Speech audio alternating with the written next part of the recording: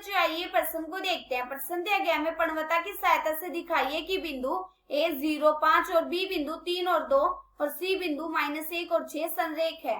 बच्चों इस प्रश्न की जो हमारी मुख्य अवधारणा वो क्या बनती है? मुख्य अवधारणा।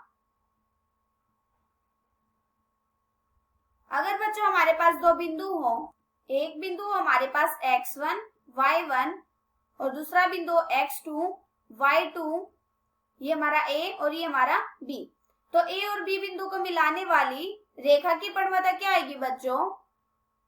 इसकी हमारी पणवता आएगी m बराबर y2 माइनस में y1 बटे में x2 माइनस में x1। अब ये देखो बच्चों हमें क्या बोला है प्रश्न में? हमें बोला है कि तीनों के तीनों बिंदु संरेख हैं। संरेख का मतलब क्या होता है बच्चों? संरेख का मतलब होता है कि तीनों के तीनों बिंदु एक ही रेखा पे हैं। हमने तीन बिंदु मान लिए, इस बिंदु का नाम रख देते हैं A, इसका रख देते हैं B और इसका रख देते हैं हम C। संरेख का मतलब होता है कि तीनों के तीनों बिंदु एक ही रेखा पे हैं। हम कैसे बता सकते हैं तीनों के तीनों बिंदु एक ही रेखा पे हैं? हमें किससे दिखाना है? पणवता की सहायता से दिखाना है। अगर हमारी AB की पणवता बराबर आ जाएगी BC की पणवता के, तो हम क्या कह सकते हैं कि तीनों के तीनों बिंदु एक ही रेखा पे हैं। तो हम इसको कैसे सिद्ध करेंगे? सबसे पहले A और B बिंदु से हम क्या दिखा देंगे? इसकी पणवता निकालेंगे और उतनी ही हमारी पणवता B और C की आ गई तो हम क्या कह सकते हैं कि संरेख है। तो हम क्या करेंगे? सबसे पहले A और B बिंदु की पणवता निकाल देते हैं। अब ये देखो A बिंदु हमें क्या दे रखा है? A बिंदु हमें दे रखा है, A बिंदु के हमें निर्देशांक दे रखे हैं 0 और 5 और B बिंदु के निर्देशांक हमें क्या दे रखे हैं? हमें दे रखे हैं 3 और 2। हम जानते हैं ये हमारा क्या होता है? x1 होता है, ये हमारा क्या होता है? y1 होता है, ये हमारा क्या होता है? x2 होता है और ये क्या होता है?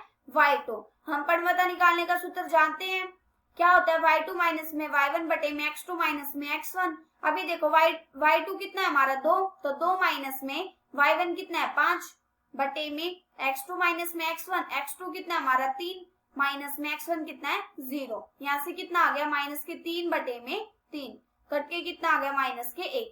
AB की पणवता हमारी कितनी आ गई? माइनस के 1। अब हम क्या करेंगे? अब हम B और C की पणवता निकाल देंगे, B और C की पणवता। अब ये देखो B बिंदु हमें क्या दे रखा है? हमें B बिंदु दे रखा है 3 और 2, 3 और 2। ये B बिंदु के निर्देशांक और C बिंदु के निर्देशांक हमें क्या दे रखे हैं? हमें दे रखा माइनस का 1 और 6।